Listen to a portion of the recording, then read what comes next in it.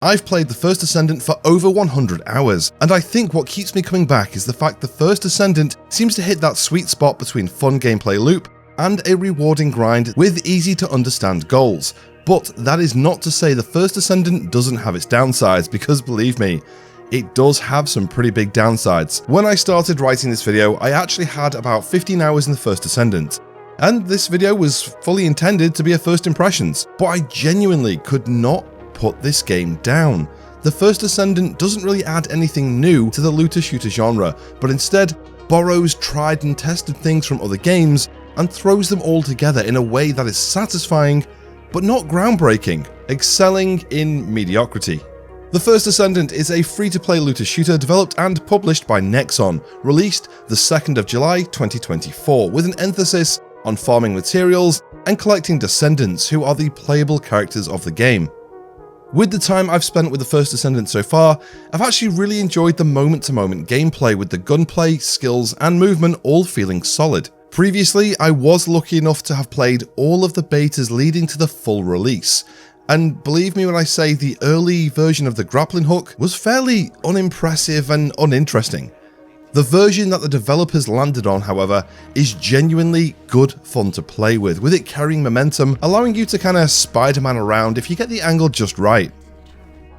There are definitely a few tweaks I would like to see to the grappling hook that I think would smooth out some of the kinks and create a faster paced flow when it comes to movement. For example, when you use the grapple, you're automatically reeled in, pulling you onto the ledge that you're latched onto. You can still swing, but while this is happening, you're ultimately going to have your swing cut short as you reach the ledge that you're hooked onto. I think an interesting change would be if they change the grappling hook, so if you're latched onto something and you just press a movement button, you simply swing with the grapple at full length. Then, if you hold a button, let's say the sprint button, you then get reeled up to the ledge or whatever you're hanging onto. This way, the player could really live out that Spider-Man style swinging fantasy, letting players hang from flat roofs or swing through a cave or wherever they might be. The first Descendant also doesn't have fall damage, however, you are punished with a slightly lengthy landing animation, which during a fight can seem like forever, ruining the flow of your movement and stopping you dead. I feel like making a small change, like maybe tapping dodge to roll on landing, would continue the momentum and make movement feel overall better. As I said, gunplay feels good if not a little stable, but that's not necessarily a bad thing. When you're moving around at speed, jumping, rolling, swinging, an extra bit of stability isn't really the worst thing. Each character plays relatively the same, but are really defined by their skills. These tend to help each Descendant lean into a specific role. For example, Abrax is a tank, throwing up shields to keep the team safe. Glay is a DPS monster, and characters like Eugen fill in the role of the team's healer. Right now, there is 21 Descendants to farm and use, so there's likely a character with skills suited to everyone's taste. Every Descendant is also completely farmable. This includes the ultimates. These are just stronger versions of the standard counterparts. Farming the Descendants is made straightforward and easy to understand, helped by the game's access info panel. This has all of the information you could possibly want about farming your next Descendant, or literally anything in the game. Specific materials, ultimate weapons. This panel will give you the locations, missions, or activities you need to go to farm to get whatever you are after. You can also set a few of these to be tracked, which just speeds up the process. The access panel is a game changer, and honestly something I would love to see other looters adopt. So yeah, you can farm all of your Descendants, or you can just buy them outright in the cash shop. This is something, if I'm honest, I've never really understood. I've heard people label this as pay to win, but to me it's more pay to lose. You're spending money to play less of the game, which I just find weird. Personally, I consider building your collection of characters and grinding the materials and parts as part of the content. So, wanting less game to play, I just don't get it. I might talk more about this topic in another video, so if that's something you'd like to see, drop a smiley face in the comments. I'll keep an eye out. Where I think the Descendants themselves and the movement are strong selling points, customization is where things start to go a little downhill. So after spending so many hours in a free-to-play game, I did feel like throwing the game a little cash, so I picked up a skin for Abrax and threw on a few paints that I unlocked through achievements. To me, character customization in online looters or online games in general is a pretty big deal. In a game with literally thousands of other players, you, of course, want to make your character feel unique and like they are truly yours. This is something I feel Warframe really nailed. Just like the first Descendant, Warframes are set characters with their own abilities. If you've spent a little time in Warframe, you'll understand just how bizarre and unique some players can make their Warframes. You could honestly have a room full of the exact same Warframe, with them all looking wildly different and some unrecognizable from the original character's design. Currently, in the first Descendant, they only offer a few set skins that you're then able to dye. I'm sure they will be adding more, but really at the moment it's nothing too exciting. On top of that is the way they monetize some of these cosmetics. Let's go back to Warframe as an example, with them both sharing a lot when it comes to how the games are monetized. In Warframe, if you want to colour your new frame, you can buy a colour palette, which contains a pretty big selection of colours that you can use as many times as you like on whatever Warframe you like. You've essentially unlocked all of those colours for your account. Most colour palettes in Warframe can have between 18 to 90 colours, and these are full palettes that cost roughly $1.99. That comes out at 2 cents per colour. In the first Descendant, you can't dye the base character skin. Flat out, they just don't have dye slots, which I find baffling. So first, you need to buy a skin to begin with before you can even start thinking about adding a splash of colour. Then, each individual colour, is going to cost you 25 caliber, which is the first Descendant's premium currency. That's roughly 50 cents to $1 per colour.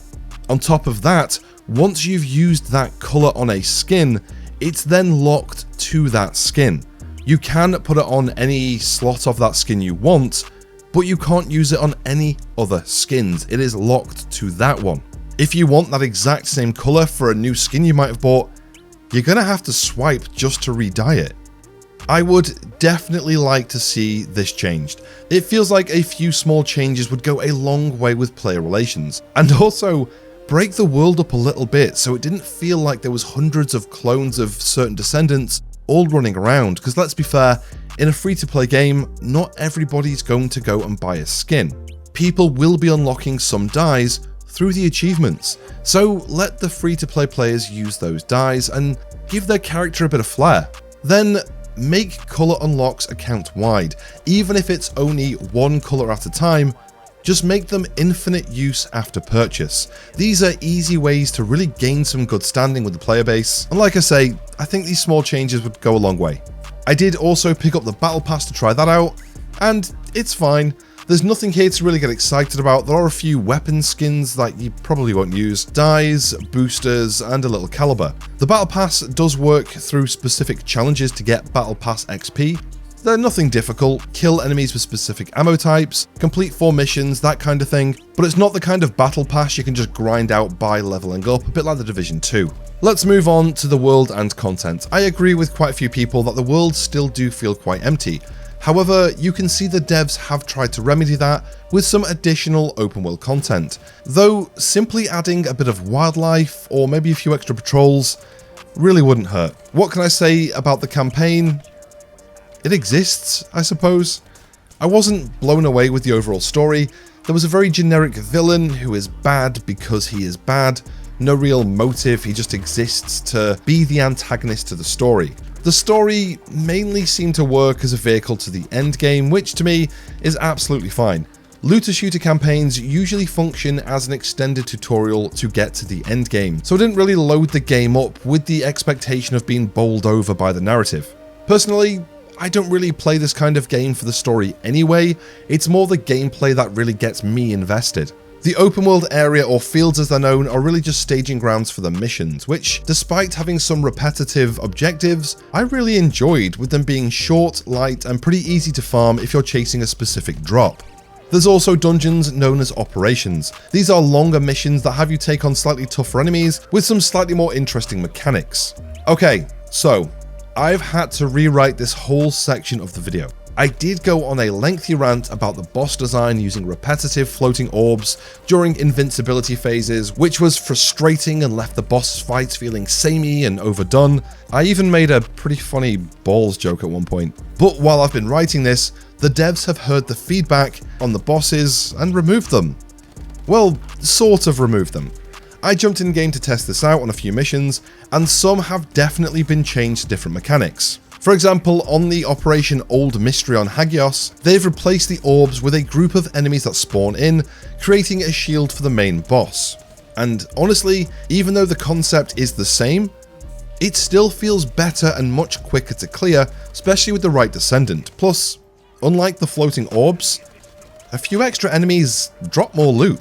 On other bosses, the orbs do still exist, which is a shame, but the devs have said that they're looking at these bosses one by one to see what kind of changes can be made.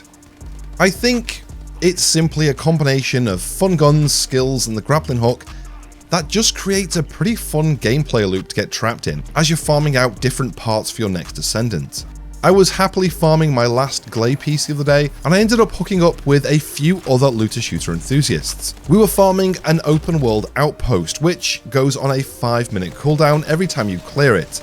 Yes, I know there are ways around this cooldown timer, but after each clear, we just chilled and chatted. Despite some missions being repetitive and short, and the dungeons feeling like just longer missions with a few extra frustrating bosses thrown in, and fields even feeling quite empty, there is just something in the gameplay of the first Descendant which makes it a pleasure to grind, especially when you meet up with a few friends or fellow looter fans.